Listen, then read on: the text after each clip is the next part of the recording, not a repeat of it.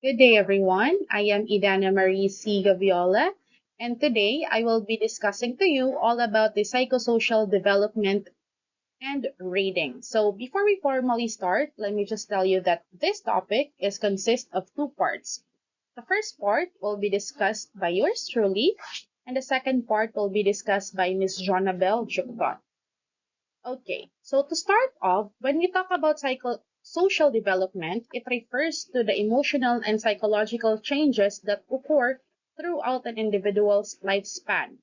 So the theory of psychosocial development was developed by Erik Erikson, and it emphasizes the importance of social and cultural factors in shaping an individual's development. Reading, on the other hand, plays an important role in the psychosocial development as it can help individuals acquire knowledge, develop empathy, and enhance communication skills. In the early stages of development, reading to infants and toddlers can help to build a strong bond between the child and the caregiver, while also promoting language development and cognitive skills.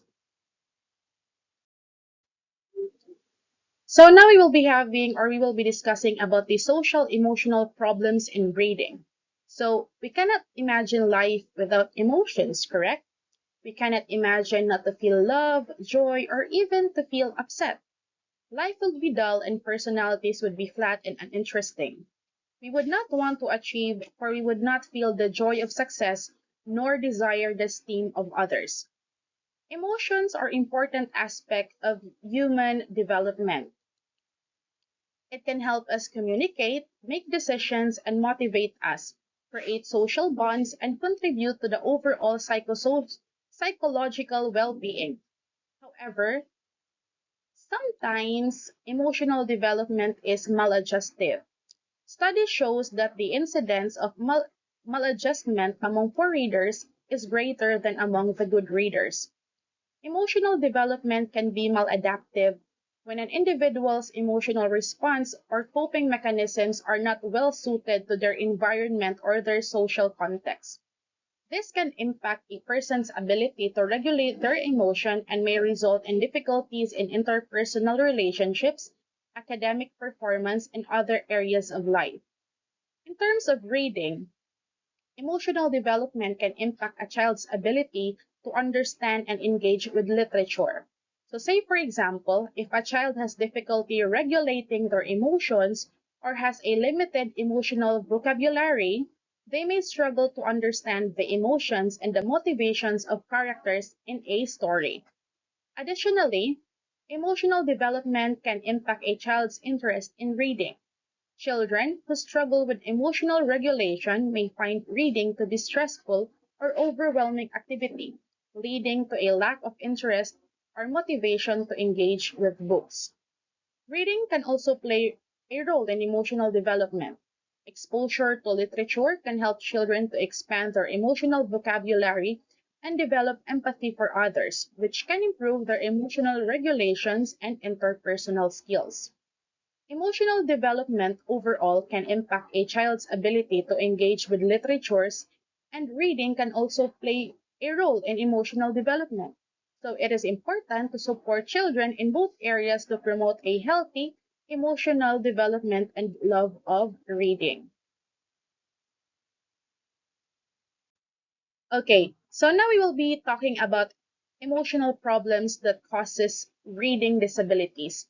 So first, we will be talking about the conscious refusal to learn.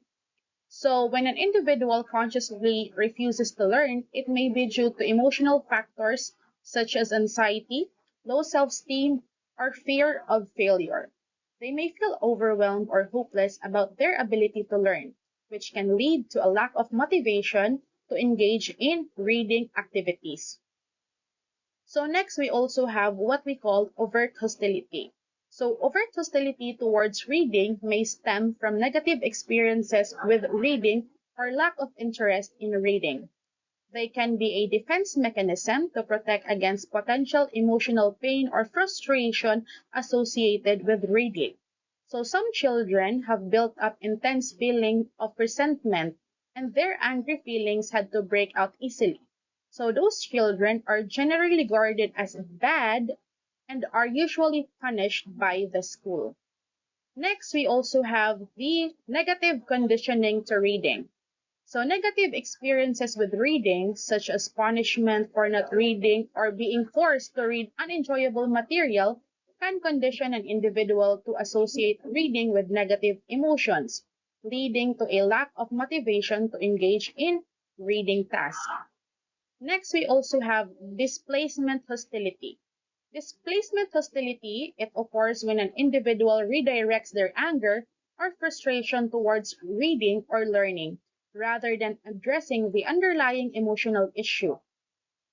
This can lead to avoidance of reading tasks or resistance to learning new skills.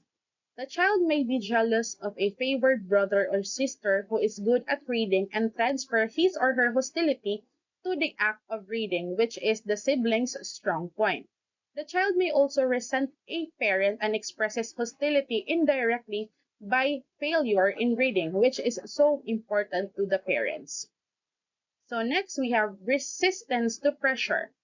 So when an individual feels pressure to perform or succeed in reading, it can lead to anxiety and a lack of motivation to engage in reading tasks. This resistance can be a defense mechanism to protect against potential emotional pain or failure. The child with an overambitious parents who wants him or her to be genius may resist this pressure by showing a lack of interest in reading. Reading in this case becomes the main battleground in which the child fights for his or her right. Next emotional problem we have is clinging to dependency. So clinging to dependency can manifest as a lack of motivation to engage in reading tasks independently. This may stem from anxiety or lack of confidence in one's ability to read and learn. The overprotective child may consciously or unconsciously prefer to remain infantile and get attention through helplessness. Learning to read may mean growing up and becoming self-reliant, which the child is not yet ready to attempt. Next, we also have the quick discouragement. So when we talk about quick discouragement, this can occur when an individual becomes easily frustrated or discouraged when faced with challenges in reading. This can be a result of low self-esteem or fear of failure. Some children start of wanting to learn or to read but meet difficulty and quickly give up and stop trying.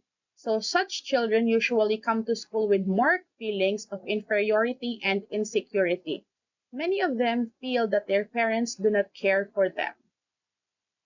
The next emotional problem is the success is dangerous. Success can be perceived as dangerous for some individuals, particularly if they have experienced negative consequences associated with success in the past.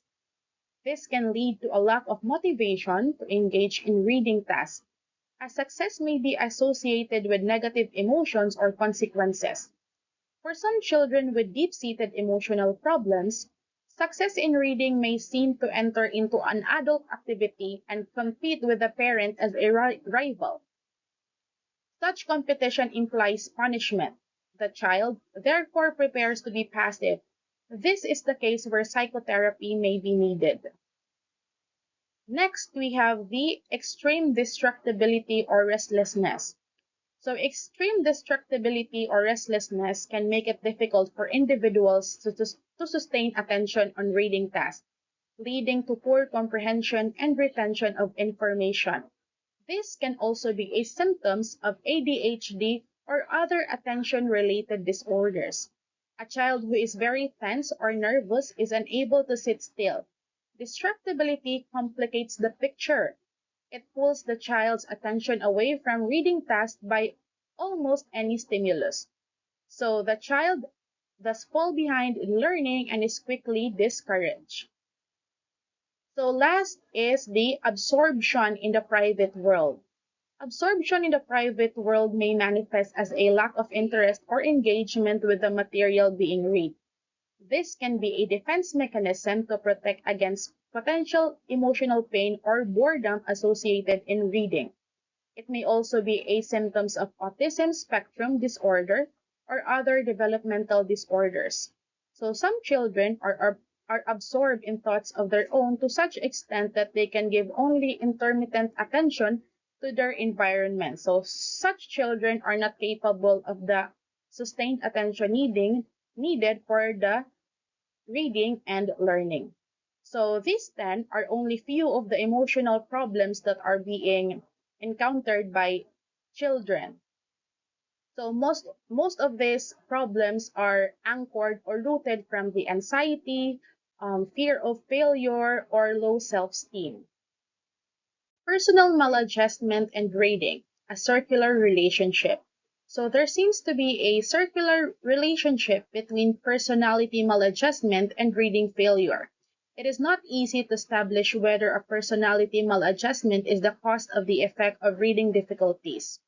So early reading failure leads to maladjustment, and personal maladjustment in turn prevent further growth in reading. It is quite conceivable that in certain cases, reading failure and personal maladjustment have their own distinct causes. So generally, if the reading failure is emotional in nature, the child will have difficulties in other academic areas also. If the emotional problem was caused by failure in reading, then the emotional difficulty is reduced when the child learns to read.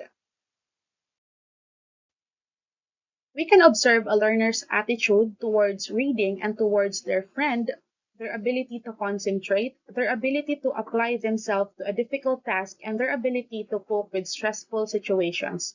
So here are some personal characteristics that we may associate to a child who has socio-emotional problems or a personality maladjustment. So first, a child speaks despairingly to him or herself, unable to risk making a mistake, fearful of new situations, unwilling to try new or difficult tasks, excessively shy or withdrawn, lacks self-confidence, shows excessive concerns with acceptance by others, unusually unhappy or depressed, has difficulty making decisions, has difficulty focusing attention on the task at hand, becomes upset when things don't go his or her way, appears overly tense, is too impulsive, reacts emotionally to failure, unable to evaluate his or her behavior realistically, reacts inappropriately to criticisms and guidance from others, has violent outbursts, lacks confidence in most learning situations, and cries easily. So, aside from personal characteristics, we can also diagnose whether a child has personality maladjustment depending on how he or she interacts towards her peers. So, first, he or she has few, if any, friends in his or her peer group, disrupts other children avoid him or her, he or she is destructive of other people's property, he belittles the accomplishment of others, he or she is withdrawn from group activities, he or she shows behavior that provokes unkind attitudes and expressions from others, he also complained that other people do not like him or her. So we can also diagnose if a child has personality maladjustment depending on his or her attitude towards his or her teachers and parents. So first, a child is antagonistic and defiant toward the adult, encourages peers to disrupt the class, disobey the classroom rules, manipulate adults dependent on teachers and parents. So he also have a attitude towards reading.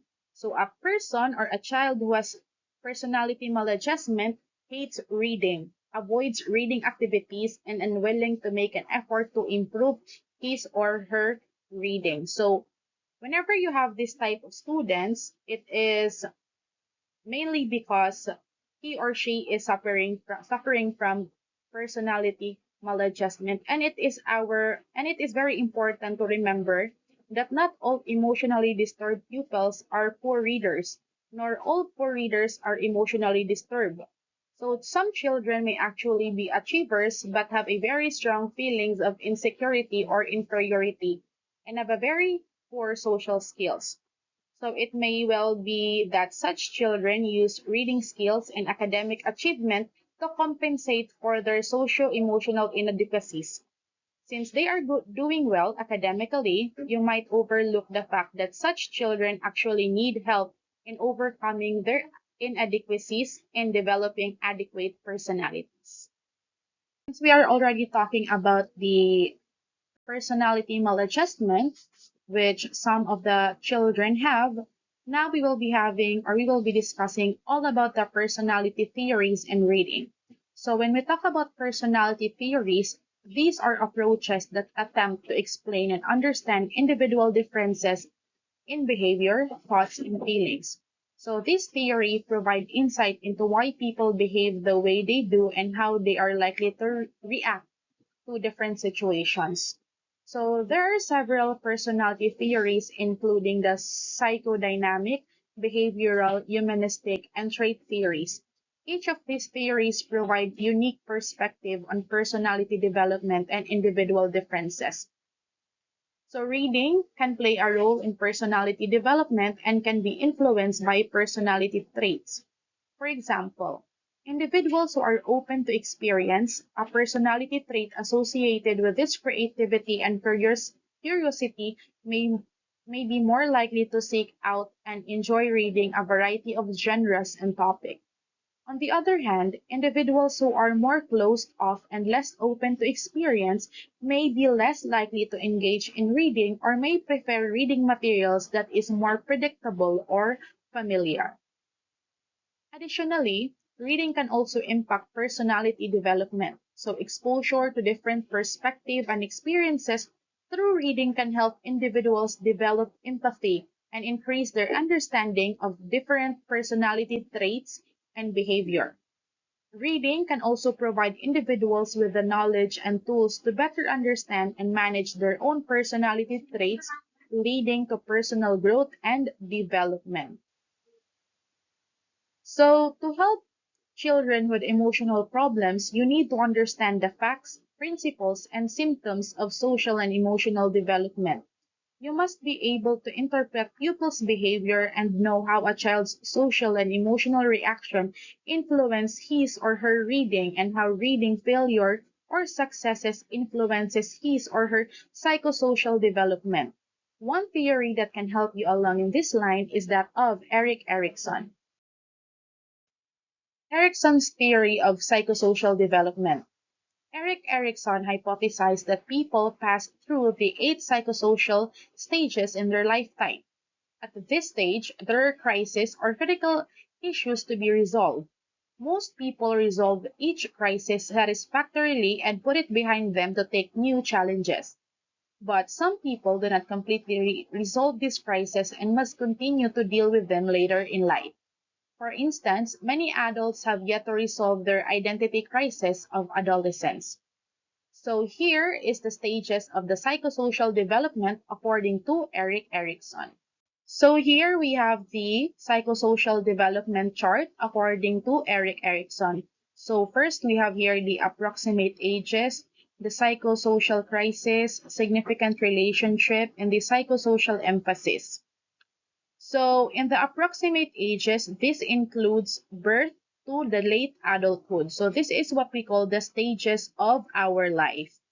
So in every stages of our life, we have the corresponding psychosocial crisis, significant relationship, and the psychosocial emphasis. So starting from birth to 18 months, our psychosocial crisis is the trust and mistrust. The significant relationship we have is our maternal person.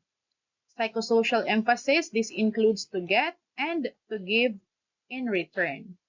18 months to 3 years old, our psychosocial crisis is the autonomy versus doubt. Significant relationship, we have our paternal person, and our psychosocial emphasis includes to hold on and to let go. 3 to 6, 3 to 6 years old, we have the psychosocial crisis, which includes the initiative versus guilt. So our significant relationship includes our basic family, and psychosocial emphasis is to make and to make like. So this is more of going after something and playing. So 6 to 12 years old, we have the industry versus inferiority, which includes our significant relation to our neighborhood and school.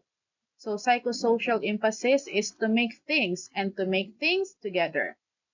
6 to 18 years old, we have the identity versus role confusions, together with our relationship to our peer groups and models of leadership.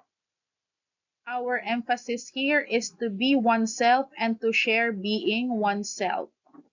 Young adulthood includes intimacy versus isolation, with our relationships to our partners in friendship, sex, competition, and cooperation. Our psychosocial emphasis here is to lose and find oneself in another. Middle adulthood includes generativity versus self-absorption. So our significant relationship here includes divided labor and shared household. So our psychosocial emphasis is to take care of.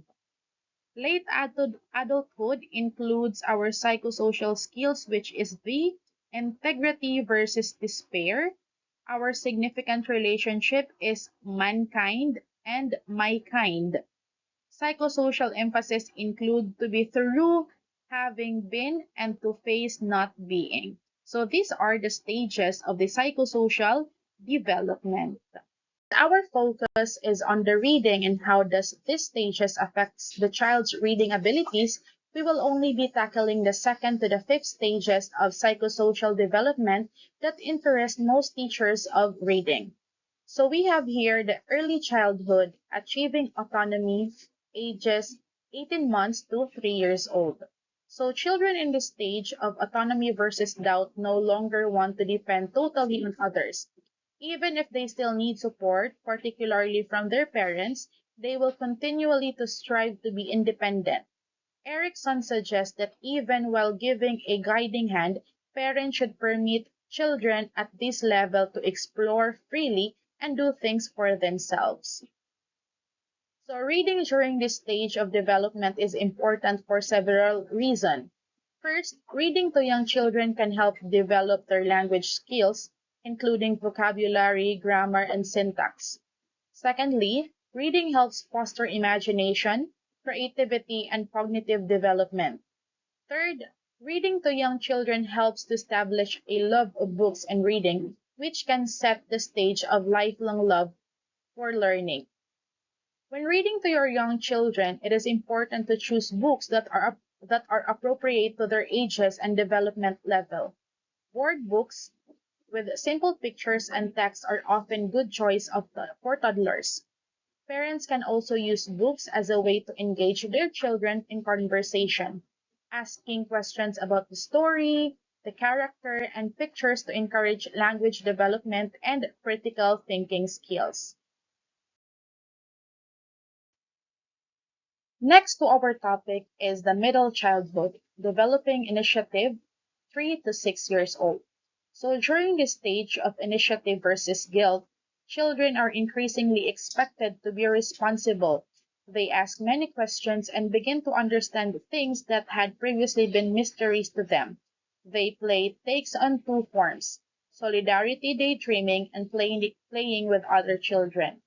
So reading during this stage of development continues to be important for several reasons.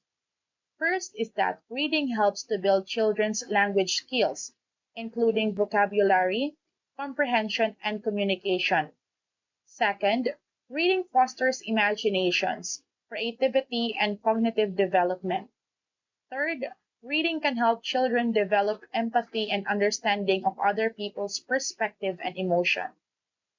When selecting books for children in this age range, it is important to choose books that are age appropriate and engaging. Children in this stage often enjoy books with illustrations that are colorful, bold, and detailed. They may also enjoy books that are interactive, such as books with flaps or pop-ups, or books that encourage participations, such as books with repetitive phrases or actions. Parents and caregiver can also use books as a way to promote discussions and critical thinking skills. They can ask questions about the story, the character, and the theme, encouraging children to think deeply about what they have read. Additionally, they can also encourage children to retell stories on their own words, which helps to build their language skills and comprehension. It is important to remember that while reading is important, children in middle childhood also need opportunities to engage in play, exploration, and social interaction to support their ongoing development. So next we have here the late childhood, becoming industrious. So these are ages 6 to 12 years old. Children operating at this stage of industry versus inferiority appear determined to master the tasks that are set before them. They cooperate with other children towards achieving a common goal. They frequently engage in activities that allow them to practice their skills required by their culture. So reading during this stage of development remains important for several reasons. So reading helps them build children's vocabulary, comprehension, and critical thinking skills, which are essentials for the success in school and beyond. Reading also fosters empathy, imagination, creativity, which can enhance social emotional development. And reading can also help children develop lifelong love of learning and an appreciation for the value of education. So when selecting books for children in this age range, it is important to choose books that are age appropriate and engaging. Children in this stage may be interested in books that feature complex characters and plots, as well as books that offer new knowledge, insight about the world. They may also enjoy books that are related to their own experiences and interests, so such books about sports, animals, or science. So the last stage that we are going to discuss is the adolescence, establishing identity. So this is ages 12 to 18 years old. So Erickson's stage of adolescence is that of identity versus role confusion. The focal point now is the search for identity. This includes cultural identity as well as personal identity. Identity as a member of a community as well as identity as an individual. The development of identity is linked with skill mastery. Adolescents grapple with the question of whom will he become as well as the question of who they are. They often have a close attachment with their parents, yet are searching for other associations. So, in the adolescence stage, reading remains important because reading helps to build adolescents' vocabulary, comprehension, and critical thinking skills, which are important in the success in academic and personal life.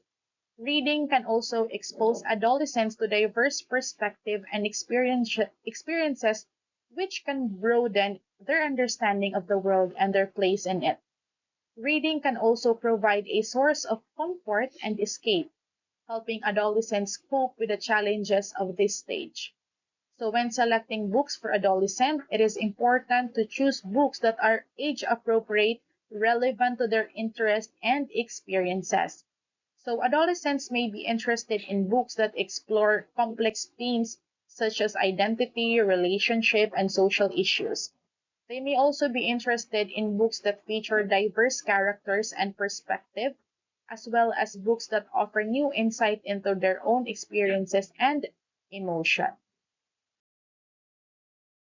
Talking about the Psychosocial Development Theory by Erik Erikson.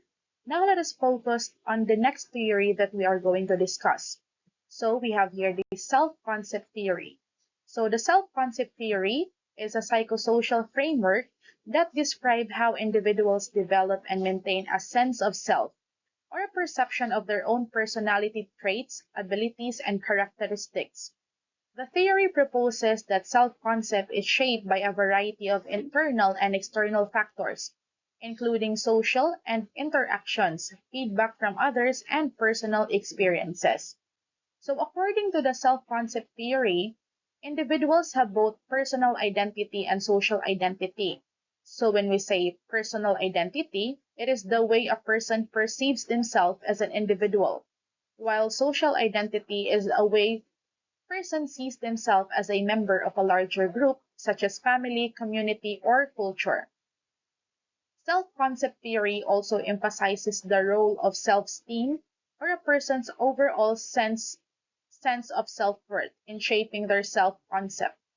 Individuals with high self-esteem tend to have a positive self-concept, while those with low self-esteem may struggle to maintain a positive sense of self. So, self-concept theory has been developed by several prominent psychologists over time. However, the most well-known and influential figure in the development of this theory is generally considered to be the American psychologist named Carl Rogers. So, Carl Rogers is the picture that you can see on your screen. Rogers believed that self-concept is a central aspect of human personality and that individuals have a natural tendency to seek congruence or harmony between their self-concept and their experiences in the world. He emphasizes the importance of empathy and unconditional positive regard in facilitating the development of a positive self-concept. So, how will you be able to see if you have a positive self concept about yourself or you have a negative self concept about yourself? Do you think of yourself as competent or incompetent? Do you think you are loved or do you think you're unloved? Do you think you're good looking or not? Are you smart or are you stupid? Always remember that what you think of yourself is your self-concept. How you view yourself is a result of how you resolve past crises, of how others, especially people important to you, treat you and your feelings of success or failure in the tasks and skills required by your culture. So family, peers, and teachers play a significant role in the formation of a child's self-concept. So factors such as your mother's use of the library, your reading materials in the home, or your father's occupational level affect the child's concept of himself as a reader, his concept of reading progress.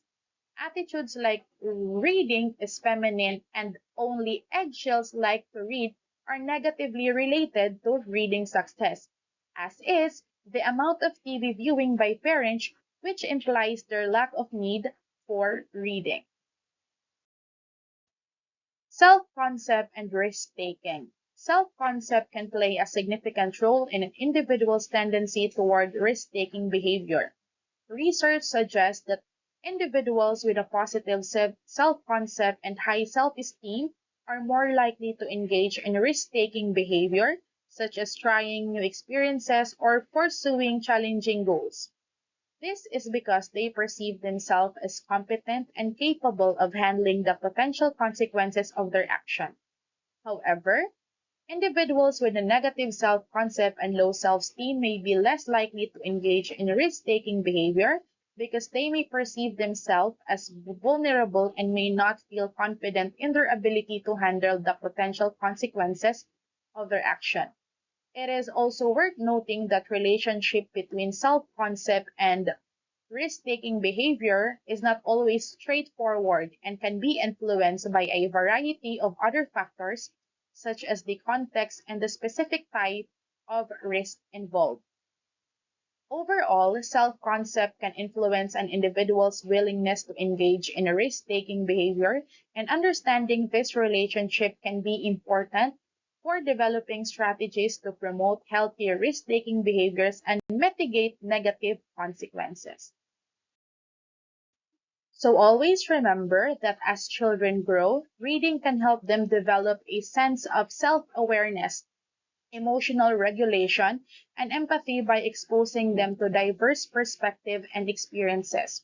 Reading can also help to enhance communication skills and social interactions by improving vocabulary, comprehension, and critical thinking abilities. Throughout the adolescence and adulthood, reading can continue to play a critical role in psychosocial development, by promoting cognitive flexibility, creativity, and emotional intelligence. Additionally, reading can provide a sense of connection and understanding with others, which can be helped to develop and maintain meaningful relationships. Overall, reading can have significant impact on the psychosocial development by providing individuals with the skills and knowledge necessary to navigate the challenges and complexities of life. So thank you so much for listening. This has been your discussant, Idana Marie Sigaviola. Thank you.